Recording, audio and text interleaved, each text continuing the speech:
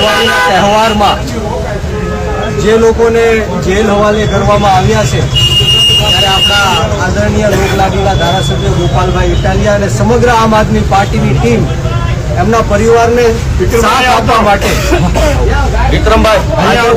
આજે ઉત્સવ છે મનાવવા માટે અને હિંમત આપવા માટે જ્યારે આજે આપણે સૌ અહીંયા ભેગા થયા છીએ ત્યારે આપણે સૌએ આ લોકોને સાથ સહકાર આપવાનો છે, આ લોકોને હિંમત આપવાની છે અને આપણી જે લીગલ સેલની ટીમ છે એ જલ્દીમાં જલ્દી આ લોકોને કઈ રીતના બહાર કાઢી શકે એવા પ્રયત્ન કરી રહી છે। ત્યારે આપ સૌનો હું ખૂબ ખૂબ આભાર વ્યક્ત કરું છું અને આગળની વાત ગોપાલભાઈ રજૂ કરશે એવી વાત કરી।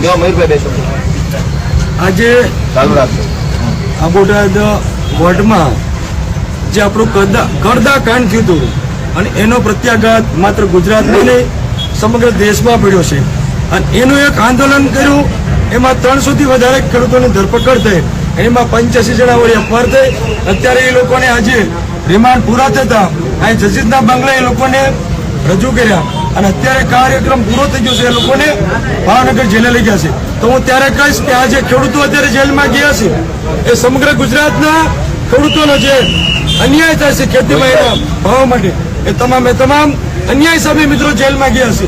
તો આપણે સૌએ અત્યારે દિવાળીનો તહેવાર છે, કાલે બેસતું વર્ષ છે, આપણે સૌએ આપણા પ્રભુ પરમાત્માને એક પ્રાર્થના કરવાની છે કે એના પરિવારના ઘરનો એક સભ્ય આજે સમગ્ર ગુજરાતના 55 લાખ ખેડૂતો માટે મિત્રો જેલમાં ગયા છે। તો આપણે સૌએ એક દીવો કરી અને આ લોકોની માટે આપણે પ્રાર્થના કરવાની છે કે જલ્દીથી આ લોકો રિલીઝ થાય અને પોતાના પરિવારને મળે। આજે આપણને કોઈને સારું નથી કે આપણામાંથી એક સભ્ય જેલમાં ગયો છે પણ એની ક્રાંતિ કોઈ એને જવાની નથી અને જે આપણા ખેડૂતો પર અત્યાચાર થયો છે એનો બદલો આપણે 2027માં મિત્રો લોકશાહીના ઢબે બંધારણીય અધિકાર મુજબ એ મિત્રો લેવાનો છે અને 2027માં આપણી જયારે સરકાર બનશે ત્યારે આ જે પણ આપણા ખેડૂતો પર એક દંડોનો મિત્રો અત્યાચાર થયો છે એનો 100% આપણે પ્રત્યાઘાત આપણે મિત્રો બદલો લેવાનો છે અને ખેડૂતોને એનો જવાબ આપણે સારી રીતે આપવાનો। આજે દિવાળીનો પવિત્ર તહેવાર છે। આપણા ભારત દેશમાં સૌથી મોટો આપણો તહેવાર એટલે દિવાળીનો તહેવાર। આ દિવાળીના દિવસે અત્યંત દુર્ભાગ્ય સાથે કહેવું પડે કે અમે બધા આટલી વિશાળ સંખ્યામાં દિવાળી ઉજવતા હોવા જોઈતા હતા, ઉત્સાહ મનાવતા હોવા જોઈતા હતા, પરિવાર સાથે ખુશ થતા હોવા જોઈતા હતા, પરંતુ આટલા બધા માણસો પોતાના પરિવારને છોડીને આ બોટાદની અદાલતના ડેલે ઉભા છે। દોસ્તો, કડદો કરનારાઓ અત્યારે એમના બાળ બચ્ચા સાથે ફટાકડા ફોડે છે, કડદાના પૈસાથી ખરીદેલા ફટાકડા ફોડે છે। કડદો કરાવનારાઓ કડદાના પૈસાથી મીઠાઈ ખાય છે અને કડદાનો વિરોધ કરનારા નિર્દોષ ખેડૂતો અત્યારે જેલમાં જાય છે આ દિવાળીના દિવસે। એટલે કેટલી ક્રૂર અને કેટલી ગંભીર ખરાબ બાબત ગણાય ભાઈ કે ગુજરાતના તમામ દારૂ વેચનારા બુટલેગરો ખુશી ખુશીથી એના પરિવાર સાથે દિવાળી મનાવી રહ્યા છે અત્યારે અને હર્ષસંઘવીનો આભાર માની રહ્યા છે બુટલેગરોને ખુશીથી દિવાળી મનાવવા દેવા બદલ। ગુજરાત આખામાં ડ્રગ્સ વેચનારાઓ પોતાના બાળ બચ્ચા સાથે અત્યારે દિવાળી મનાવી રહ્યા છે। આજે આ દિવાળીનો દિવસ છે। ગુજરાતના વ્યાજ માફિયાઓ હિંચકે હિંચકતા પરિવાર સાથે તહેવાર મનાવી રહ્યા છે। રોડ રસ્તાના નબળા કામો કરી કટકી કરનારા ટેન્ડર માફિયાઓ પોતાના પરિવાર સાથે ખુશી ખુશી બેઠા છે। હપ્તા ઉઘરાવનારાઓ, તોડ કરનારાઓ, કટકી કરનારાઓ બધા જ પોતાના પરિવાર સાથે ખુશી ખુશીથી દિવાળી મનાવી રહ્યા છે। પણ ગુજરાતના ખેડૂતો માટે લડાઈ લડનારાઓ અત્યારે અહીંથી જેલમાં ગયા। એ બતાવે છે કે કેટલું ઘાતકી શાસન ગુજરાતની અંદર છે। આ સમયે બુટલેગર જેલમાં હોવા જોઈએ, માફિયા જેલમાં હોવા જોઈએ, આ સમયે ગુંડાઓ જેલમાં હોવા જોઈએ, એના બદલે ખેડૂતો જેલમાં જઈ રહ્યા છે। એટલે મને એમ લાગે છે કે આ દિવાળી નથી, આ અંધકાર છે અને આ અંધકારને દૂર કરવા માટે ગુજરાતભરના અનેક લોકોએ જાગવું પડશે, પોતાના આત્માને જગાડવો પડશે કે શું આ વ્યાજબી છે।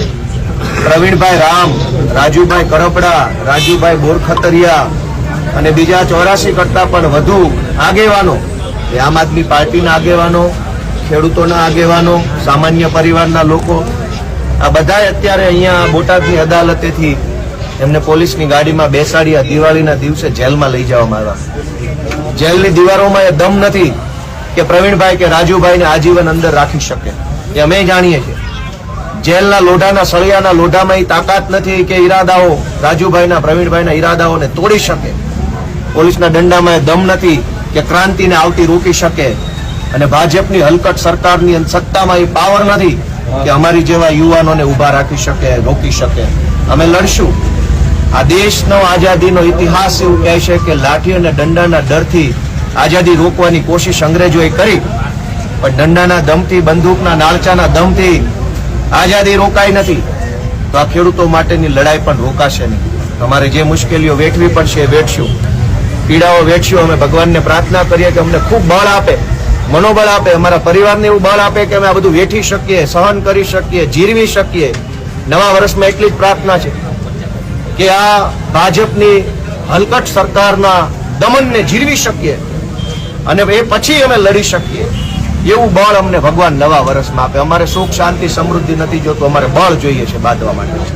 અમારે સંઘર્ષ કરવા માટેની હિંમત જોઈએ છે. અને હું આજના દિવસે ગુજરાતભરના સૌ ખેડૂતો, સૌ આગેવાનો, અલગ અલગ જ્ઞાતિના બધા જ લોકોને વિનંતી કરું છું કે તમારા દિલ ઉપર હાથ રાખીને વિચારો કે આ રાજુભાઈ કરપડા, પ્રવીણ રામ, આ તો હિન્દુ છે, હિન્દુના દીકરા છે, એમના બાળકો હિન્દુ છે, એમની પત્ની હિન્દુ, એમના મા હિન્દુ છે. હિન્દુ મુસલમાનના નામે રાજનીતિ કરનારા ભાજપના કડદાઓને શરમ આવી કે નાના એવા હિન્દુ બાળક પાસેથી એનો બાપ દિવાળી ઉપર છીનવી લીધો? તો કયા મોટે હિન્દુત્વની વાત કરે છે આ ભાજપના કડદાઓ? કમસે કમ એટલું તે શરમ રાખવી હતી કે આ લોકો દિવાળી પોતાના પરિવાર, બાળકો, પત્ની સાથે મનાવે. હિન્દુઓનો તહેવાર છે, ભારતનો તહેવાર છે. ભારતના હિન્દુઓના તહેવાર નિમિત્તે હિન્દુઓના નાના નાના માસૂમ બાળકો પાસેથી એનો બાપ છીનવી લેનારી આ હરામખોર ભાજપની સરકારને જૂતા મારો. એને કાઢો 2027માં હિન્દુ મુસલમાનનું જે નાટક કરે છે એને ઓળખો. એવી ગુજરાતભરની જનતાને હું વિનંતી કરું છું. આખા વર્ષની અંદર કોઈ પણ ઘટના બને તો કદાચ માણસ એને સહન કરી લે, કોઈ પણ માણસ કોઈ પણ ઘટના સહન કરી લે, પણ તહેવાર બગડે ને એ સહન ન થાય. એમાંય આપણી દિવાળી બગડે, આપણું નવું વર્ષ બગડે, એ જીવે ત્યાં સુધી ભૂલાય નહીં એવી ઘટના છે. હું ગુજરાતભરના લોકોને વિનંતી કરું છું કે આ લોકો પ્રવીણ રામ, રાજુ કરપડા અને બીજા 84 જેટલા લોકો, રાજુભાઈ બોરખતરિયા સહિત રમેશભાઈ મેર, આ શું કામ જેલમાં ગયા? દારૂ વેચતા હતા? નહીં. ડ્રગ્સ વેચતા હતા? નહીં. આ લોકો રોડમાં કટકી કરતા હતા? નહીં. પૈસા ખાતા હતા? નહીં. ખેડૂત માટે લડતા હતા એટલે એમની દિવાળી બગડી છે. ગુજરાતના ખેડૂતોની દિવાળી સુધરે એટલા માટે જેમણે પોતાની દિવાળી બગાડી છે, હસતા મોઢે જેલમાં ગયા છે, એવા સૌ બહાદુર લડવૈયાઓને હું ખૂબ ખૂબ શુભેચ્છાઓ દિવાળીની આપું છું કે તમારું આ બલિદાન, તમારા પરિવારનો આ સંઘર્ષ એળે નહીં જાય. અમે બેઠા છીએ અને સત્તામાં બેઠેલા તમામ પટાવાળાઓને એટલું જ કહેવાનું છે કે તમારી સરકારમાં જેટલો દમ હોય એટલો દમ લગાવી દેજો. અમે જોઈએ કે અમારામાં કેટલો દમ છે, અમારી માએ અમને કેવા જણ્યા છે.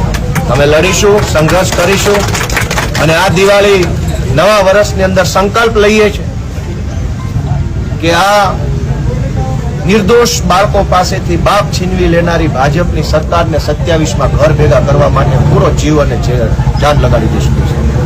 આજે આટલી વિશાળ સંખ્યામાં અમારા કાર્યકર્તાઓ આવ્યા, આગેવાનો આવ્યા, સમર્થકો આવ્યા, ખેડૂતો આવ્યા, એ બધાને હું હૃદયપૂર્વક આવકારું છું, બધાનો આભાર માનું છું.